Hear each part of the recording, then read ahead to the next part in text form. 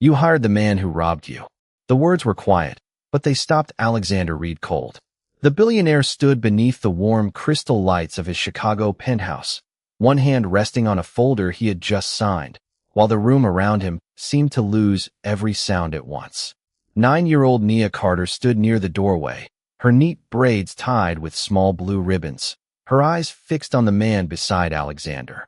Daniel Mercer, the new head of private security, gave a polite smile. "Excuse me?" he asked. Nia did not move.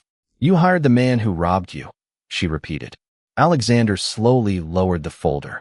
12 years earlier, someone had stolen millions of dollars in rare assets from one of his private collections. The case had been investigated, closed, and eventually forgotten by almost everyone except him. Daniel had not been anywhere near his company back then. At least, that was what the records said. "Nia," Alexander said gently. "That case was 12 years ago. Daniel has never worked for me before." "I know," she answered. Her voice was calm. "That's why I'm warning you now." Daniel gave a short laugh, but it sounded forced. "Mr. Reed, I think she may have mistaken me for someone else." Alexander looked at Nia. She had no reason to be standing in his home, making an accusation like this. She was the daughter of a long-time housekeeper, and earlier that evening she had been quietly helping her mother organize books in the library. She was not supposed to know anything about old security cases, yet she kept staring at Daniel's wrist. Alexander noticed. "What are you looking at?" he asked. Nia pointed toward Daniel's sleeve. "The watch." Daniel's hand immediately lowered. It was a small movement, almost invisible, but Alexander saw it. So did Maya Brooks, his attorney, who had been standing near the fireplace. "What about his watch?"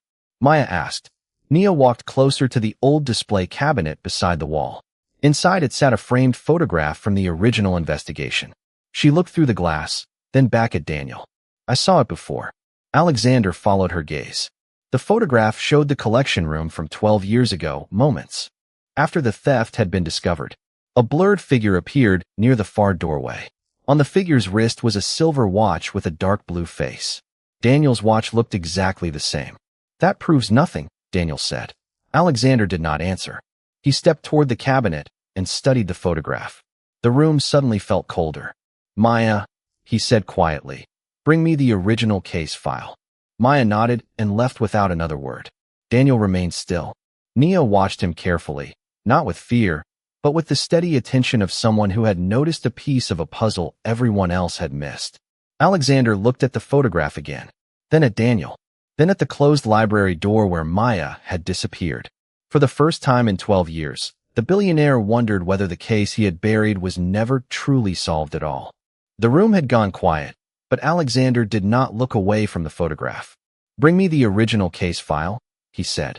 Maya Brooks returned a few minutes later carrying a thick gray archive folder, its edges worn from years of storage.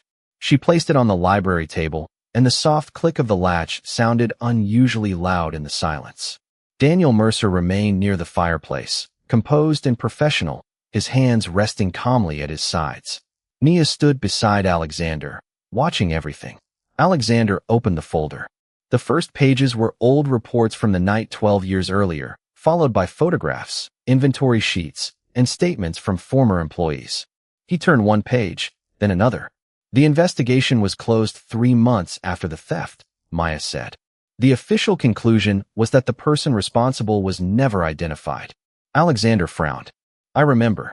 His voice was lower now. "I was told there was not enough evidence." Nia leaned slightly toward the table. "That is not what the picture says." Alexander looked at her. "What do you mean?" She pointed toward the photograph again. "Look at the watch." Alexander studied the image. The silver watch on the blurred figure's wrist was difficult to see, but once Nia had pointed it out, he could not ignore it. Daniel stepped closer. "There are thousands of watches like that," he said. Nia looked at him, not with the blue face. Daniel's expression remained controlled. "You are making a very serious assumption." Alexander raised one hand. "Daniel, let her speak." Nia took a breath. "My mother told me that old things can tell you what people forget. She showed me photographs from this house because she used to help organize the library." Maya glanced at Alexander. "That explains how she saw the photograph." Alexander nodded, but his attention stayed on the case file. He turned to the inventory sheet. Several valuable pieces were listed as missing, including a rare silver watch with a dark blue face. His fingers stopped on the line. He looked toward Daniel's wrist. Daniel slowly covered the watch with his sleeve. The movement was small, but this time everyone noticed. "Where did you get it?" Alexander asked. Daniel answered without hesitation. "It belonged to my father." "When did he give it to you?" "Years ago." Maya opened another document. "Then we have a problem." Alexander looked at her. "What problem?" She tapped the inventory sheet. "The watch was reported stolen 12 years ago." The silence returned. Daniel looked from Maya to Alexander. "That does not prove I took anything." "No," Alexander said. "It does not." His voice was calm, but something had changed in his eyes. He was no longer defending Daniel. He was examining him. Nia looked at the photograph one more time. "There is something else," she said. Alexander turned toward her. "What?" She pointed to the far doorway in the picture. The person in the photograph was standing next to a security panel. Maya immediately picked up the image. That panel was inside the restricted collection room. Alexander's expression tightened. Only authorized security staff could access it. Daniel remained silent. Alexander closed the folder halfway, then opened it again. "Maya, find every person who had access that night. Employees, contractors, security staff, everyone." Maya nodded. "How far back should I go?" Alexander looked at the photograph, then at Daniel. 12 years. Nia quietly watched the billionaire turn another page. For the first time, the old case was no longer a forgotten story from his past.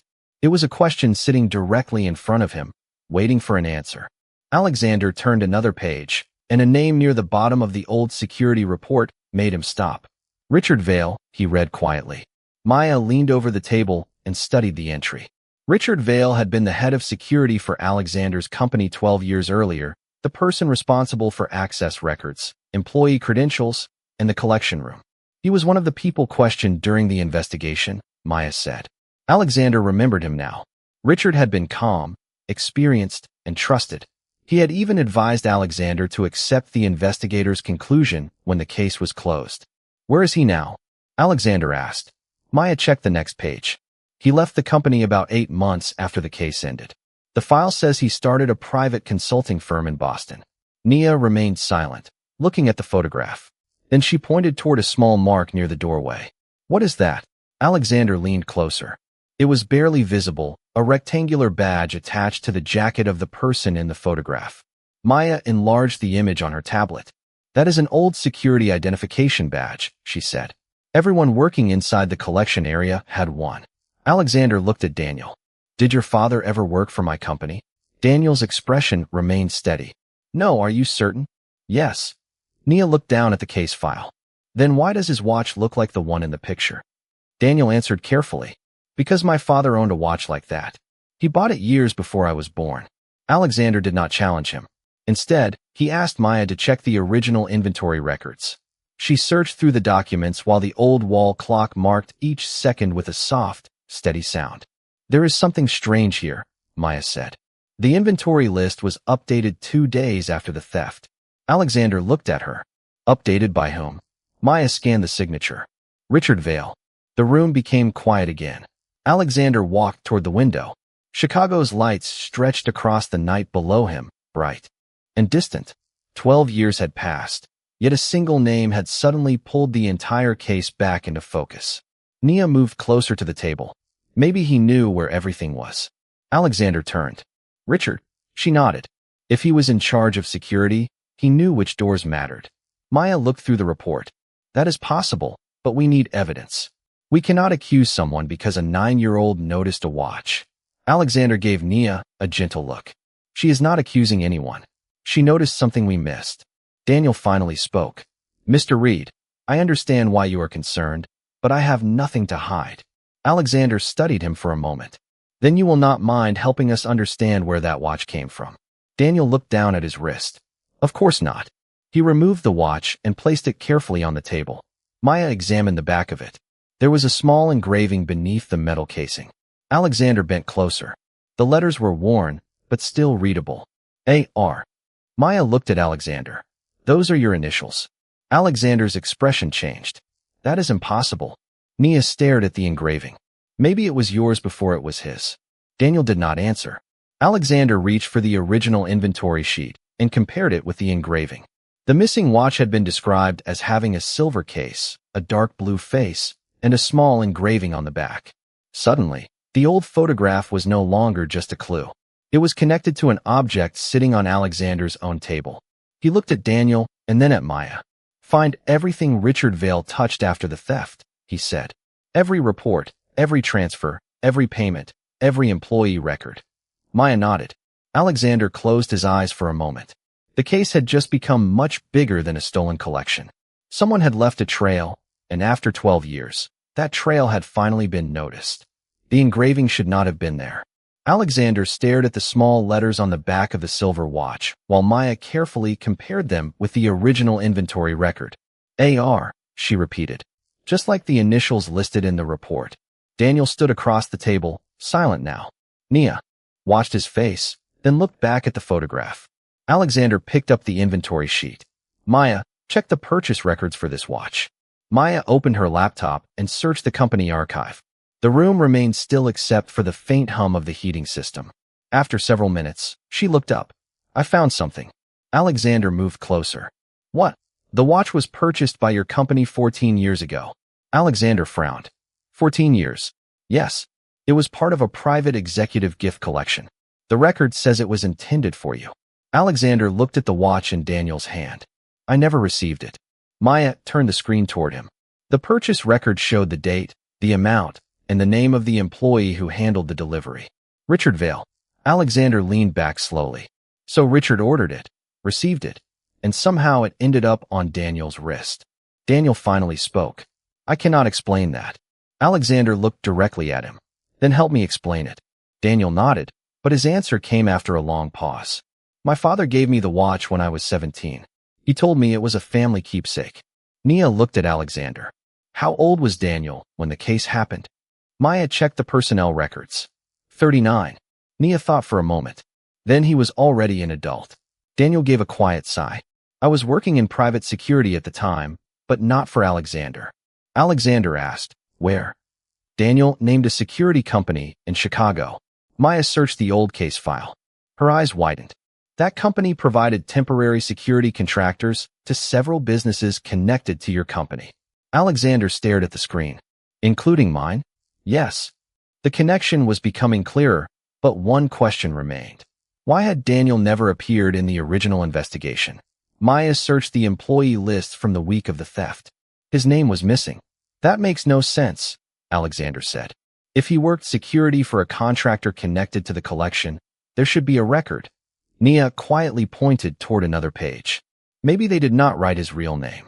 Everyone looked at her. Alexander asked, "Why would they not?" Nia shook her head. "I do not know, but the report says someone changed the records." Maya quickly returned to the archive. She found a handwritten note attached to the final investigation summary. "There is an amendment here," she said. "It says several contractor records were corrected after the investigation." Alexander's voice became almost a whisper. "Who authorized the correction?" Maya read the signature. Her expression changed. "Richard Vale." Alexander closed his eyes for a moment. The same name kept appearing. The same man had handled the watch, managed security, altered records, and left the company shortly after the case was closed. Then Maya opened one final document.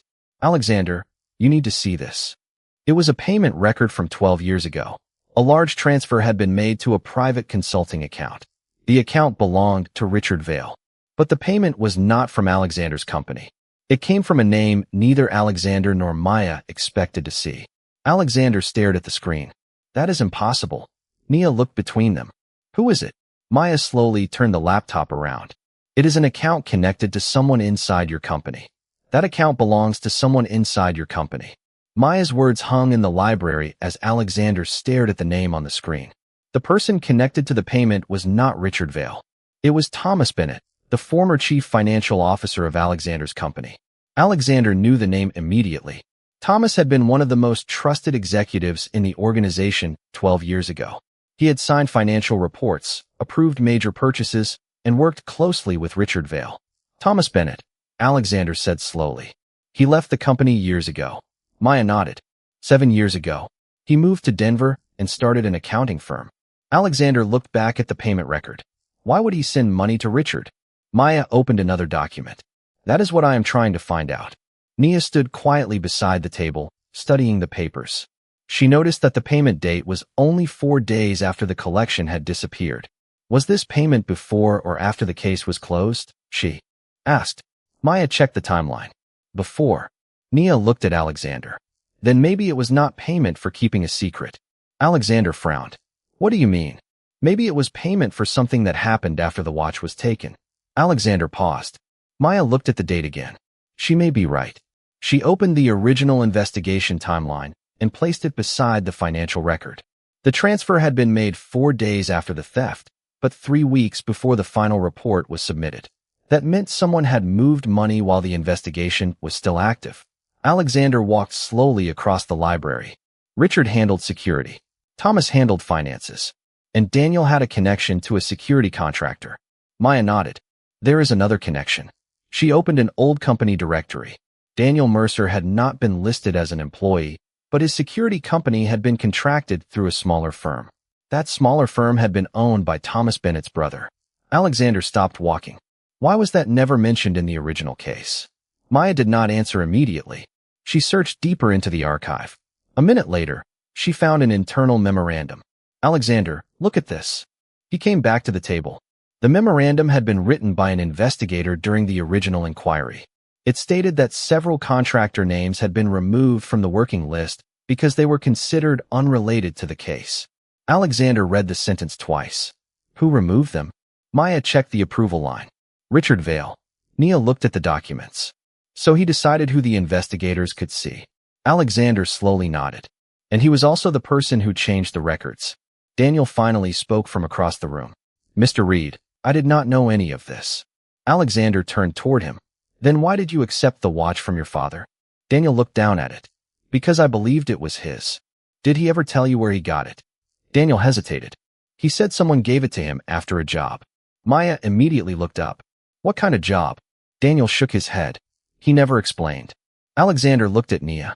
She was staring at the old photograph again. What are you seeing? He asked. Nia pointed to the blurred figure.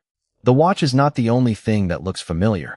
Maya enlarged the photograph once more. Near the figure's jacket was a small silver pin. Alexander recognized it instantly. Richard Vale had worn the same company pin during every executive security meeting. Maya searched the archived employee photographs. Richard appeared in one from the year of the theft, wearing that exact pin. Alexander's face grew serious. The clues were no longer scattered pieces. They were beginning to form a pattern. Then Maya opened one final record and froze. Alexander, she said quietly, Richard did not leave the company 8 months after the case. His resignation was entered later. Alexander looked at the date. The record had been altered. Someone had changed the timeline itself. And now the question was no longer who had taken the missing property. The question was who had rewritten the story afterward. The altered resignation date was not a mistake. Alexander knew that immediately. He stared at the screen while Maya opened the archived personnel system and searched for every version of Richard Vale's employment record. The first record showed that Richard had resigned 8 months after the case. The second showed a resignation nearly 2 years later. A third record placed his departure 7 months after that. 3 dates. 3 different stories. Someone kept changing this, Maya said. Alexander looked toward Daniel. Did you know Richard Vale? Daniel hesitated. I knew his name. That is not what I asked. Daniel took a slow breath. I met him twice when my company provided security contractors in Chicago. That was all. Nia looked at the old photograph again. But he knew you. Daniel looked at her. Why do you say that? She pointed to the corner of the photograph, where several security staff stood near the collection room. Maya enlarged the image. Daniel was not visible, but another man stood beside Richard. The man's face was partly turned away, yet his jacket carried the same small silver pin Richard had worn. That is Thomas Bennett, Maya said. Alexander's eyes narrowed. Thomas was there that night? Maya checked the original caption. Yes. He was listed as a financial representative. Alexander stepped away from the table. He told me he was at a dinner in New York that evening. Maya looked up. The photograph says otherwise. The room fell silent. Alexander remembered the conversation from 12 years ago. Thomas had spoken confidently about the investigation and had encouraged Alexander to trust Richard's report. If Thomas had been in Chicago that night, then he had not told Alexander the truth. Nia looked at the payment record. The money went to Richard after the theft. Alexander nodded. And Thomas was connected to the payment. Maya added. And both men had access to the investigation records. Daniel quietly placed the silver watch back on the table. There is something you should know. Alexander turned toward him. Daniel looked uncomfortable, but his voice remained steady. My father did not give me this watch immediately after the theft. He gave it to me years later. He told me he had kept it in a locked box because it belonged to someone important. Alexander looked at the engraving. Did he tell you who? Daniel shook his head. No. Nia stepped closer to the table. Maybe the box had a name. Daniel looked at her. It did. Alexander's attention sharpened. What name? Daniel reached into his coat and pulled out his phone. I took a picture of the box years ago because I thought the engraving was interesting. He opened the image. A wooden box appeared on the screen. On its lid was a faded brass plate. Maya leaned closer. Can you zoom in? Daniel enlarged the photograph. The name became readable. Richard Vale. Alexander stared at it. Your father received the watch from Richard? Daniel nodded. That is what I believe. Nia looked at Alexander. Then Daniel may not be the person you are looking for. Alexander did not answer. She had just challenged the assumption everyone had made since the first warning. Daniel's watch connected him to the past, but the evidence was beginning to point somewhere else. Maya returned to the financial records and searched for more payments between Thomas Bennett and Richard Vale. One transaction appeared 12 years ago. Another appeared 11 years ago. Then another, 10 years ago. The payments continued long after the original case had been closed. Alexander stared at the dates. This was not one secret, he said quietly. It was a relationship. Maya nodded. And someone has spent 12 years making sure nobody looked closely enough to notice. Nia looked at the screen. Then maybe the case was never finished. Alexander closed the old folder. No, he said. It was only buried. Then maybe the case was never finished. Nia's words settled over the library, and Alexander looked at the 9-year-old girl with a new kind of attention. She had not solved the mystery.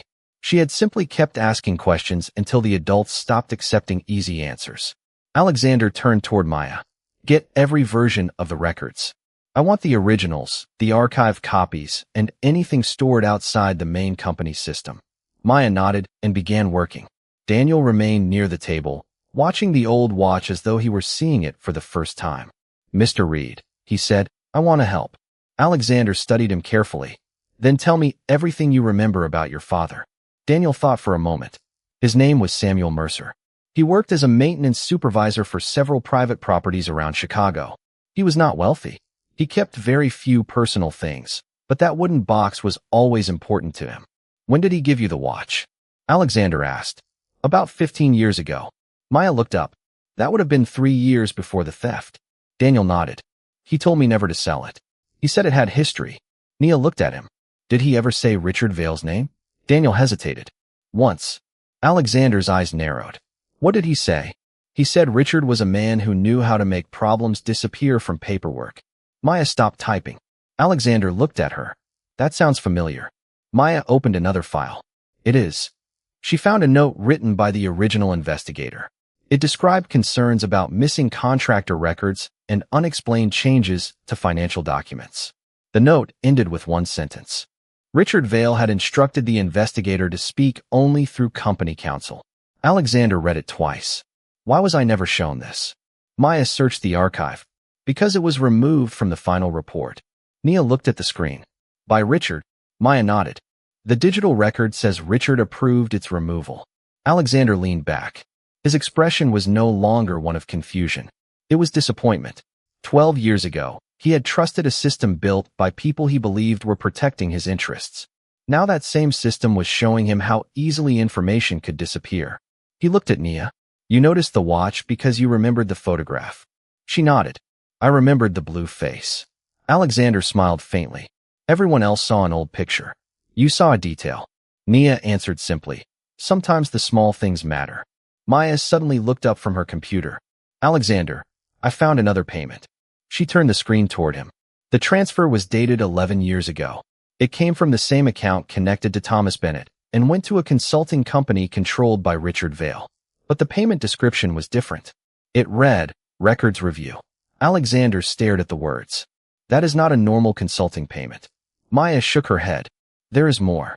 She opened another record. A second payment appeared 1 year later. Then another. The amounts were different, but the pattern remained.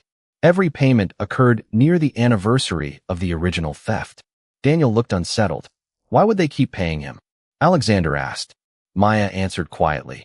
Maybe because something was still being managed. Nia looked at the dates and then at the old case file. What happened every year after the theft? Alexander turned toward her. What do you mean? The payments happened every year. So something must have happened every year. Maya searched the company archive by date. Her face changed. Alexander. He walked closer. What did you find? Maya opened a calendar record from 12 years ago. Every year on the same week as the original theft, one private collection item had been reviewed, transferred, or reclassified. Alexander stared at the list. The missing property had not simply vanished. Pieces of the collection had continued moving through the company for years. Nia looked at him. Someone kept changing where the story ended. Alexander slowly closed the folder. Then we stopped looking at the ending. He looked at Maya. We find the beginning. The next morning, Alexander arrived at his company's downtown Chicago office before sunrise, carrying the old case file in a leather briefcase. Maya was already waiting in a private conference room with 3 laptops open and a stack of archived documents spread across the table. Nia sat quietly in a chair beside her mother, who had agreed to let her stay only after Alexander promised that the investigation would remain appropriate and safe. Daniel had also arrived, carrying a photograph of the wooden box his father had kept for years. We found something, Maya said. She turned one laptop toward Alexander. On the screen was an archive transfer record from 12 years ago. The record showed that several items from the private collection had been moved into a temporary storage facility outside Chicago. That transfer happened 6 days after the original theft, Maya explained. Alexander frowned. The case file says those items were missing. Exactly. Maya opened another document. But the storage record says they were physically received. Alexander stared at the screen. Who signed for them? Maya enlarged the signature. Richard Vale. Daniel leaned closer. So some of the missing property may have been moved instead of disappearing. Maya nodded. That is what the records suggest. Nia looked at the documents. What happened to the storage place? Alexander asked. Maya searched the company archive. The facility closed 9 years ago. What happened to the records?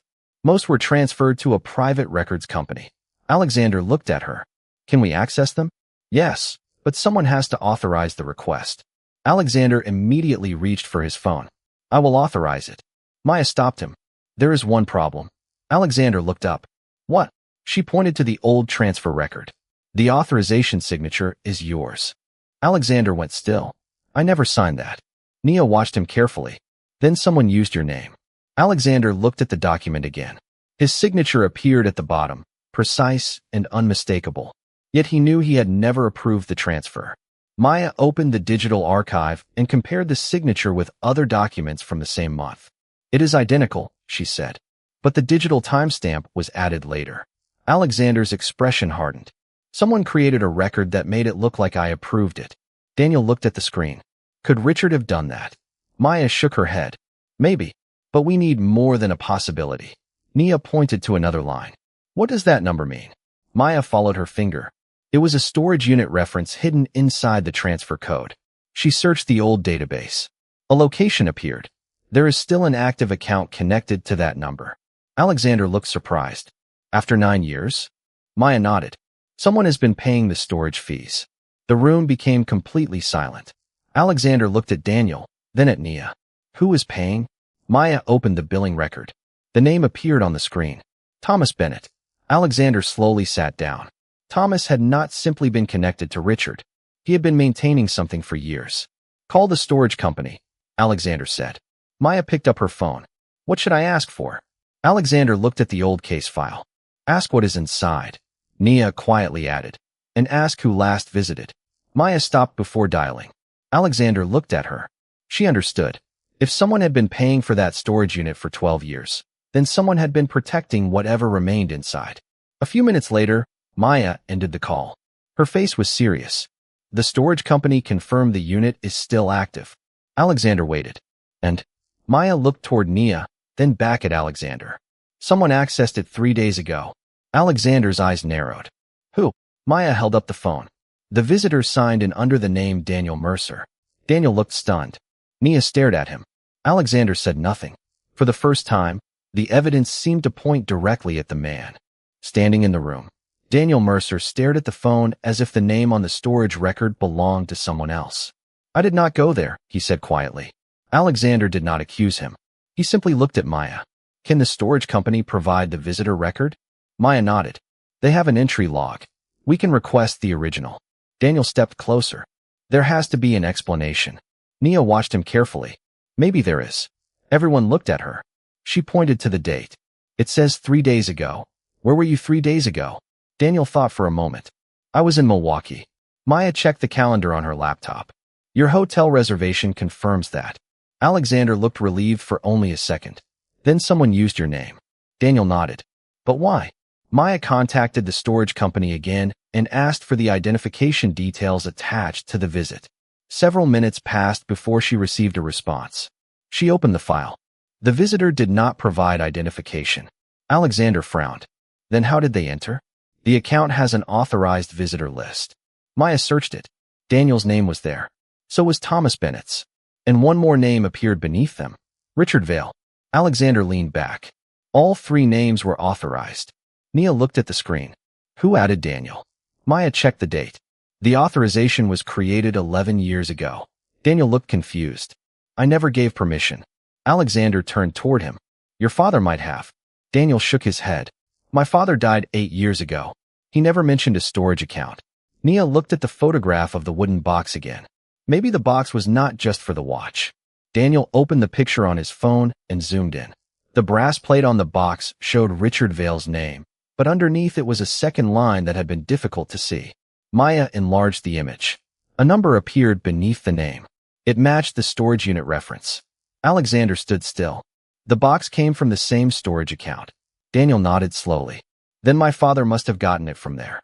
Maya looked at the visitor record again. There is one more thing. She opened the original access log. The person who entered 3 days earlier had not signed Daniel Mercer's name exactly. The handwriting was different, but the visitor had written a second name in the notes section. What name? Alexander asked. Maya turned the screen toward him. It read, Thomas Bennett. Daniel looked stunned. Why would Thomas use my name? Nia answered before anyone else could. Maybe he wanted people to think you were responsible. Alexander looked at her. The room became quiet. It was the first explanation that connected every strange detail. Daniel's watch, the storage account, the altered records, the payments to Richard, Thomas's connection to the security contractor.